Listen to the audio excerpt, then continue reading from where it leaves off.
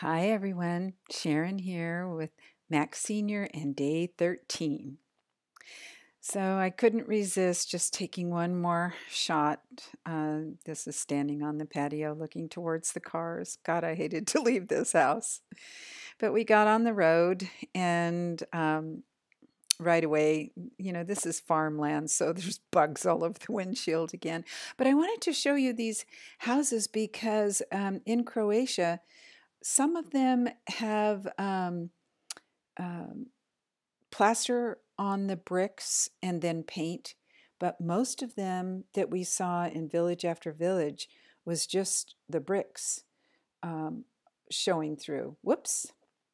And Ishvan says that's really an indication of a lower income area when they don't have the money to put the plaster on the outside of the houses. So here we're coming to the checkpoint that says we're leaving Croatia, and one of the towns has a fortress, and that's where we're going. It's Sunday though, so everything's closed and there's not many people. And this town is, oh, I thought that was interesting. It was a stainless steel cupola. So here we are going to this fortress, and this is a covered roof, and I'm not sure why it was covered. But at any rate, this fortress was the site of a major battle between the Hungarians and the Turks.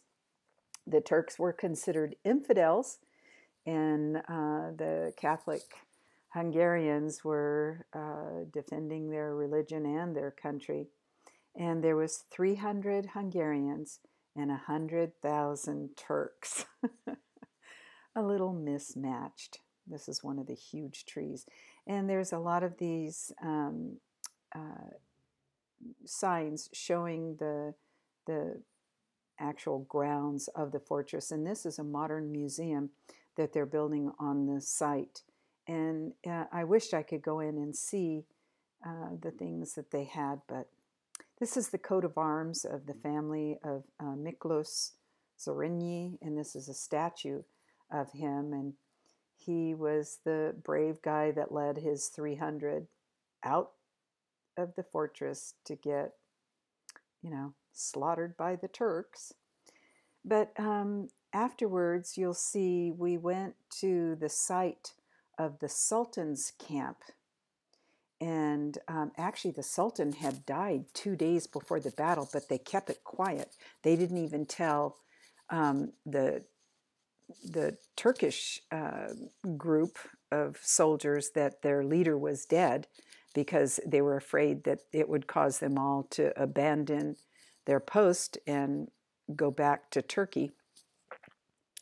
And so this is they're excavating the ruins of this area because that many years ago it has all gotten filled in, but a lot of the original stuff is still there.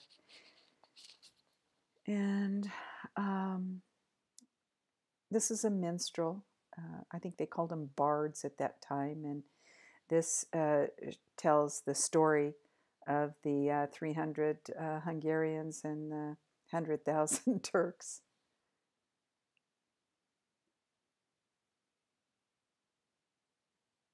And this is the Hungarian emblem.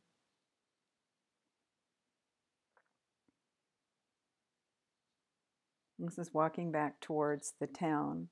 And see that building? That was amazing to me. And I said, "What is that?" And they said, "Oh, it's a library."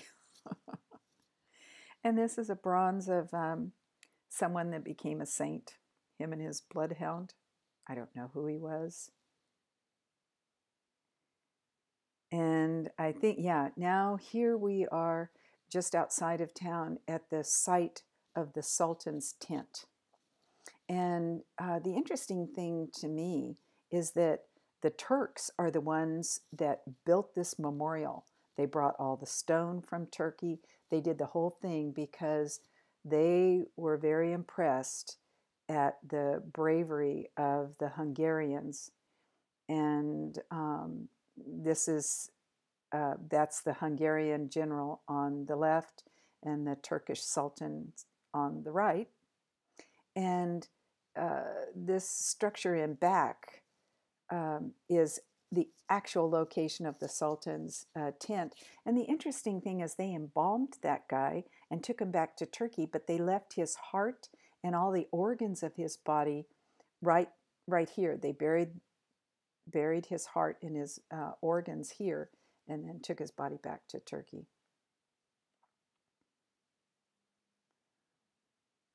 And that's a very Turkish style of building. I'm not sure what that was. And then this tells the story. And you know, me in clouds. The sky was just gorgeous that day. And then we got back on the road and stopped in Pécs, which is the big city right before Mamfa. And this is Attila ready for his fish stew. He and Zsuzsi were the only ones that had fish stew, and it's very messy, and also you know, can stain your clothing with that Hungarian paprikás that it's full of. And so that's what it looks like. And it's very hot, very spicy, spicy hot. And that's a traditional cucumber salad, and it's really delicious. And so this is our meal that came. Istvan and I had the same thing. And we're arriving back in Mamfa at the end of our journey, and our GPS tells the whole story. You have reached your destination.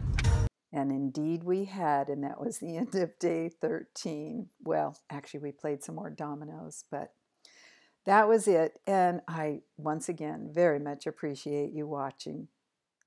Until tomorrow.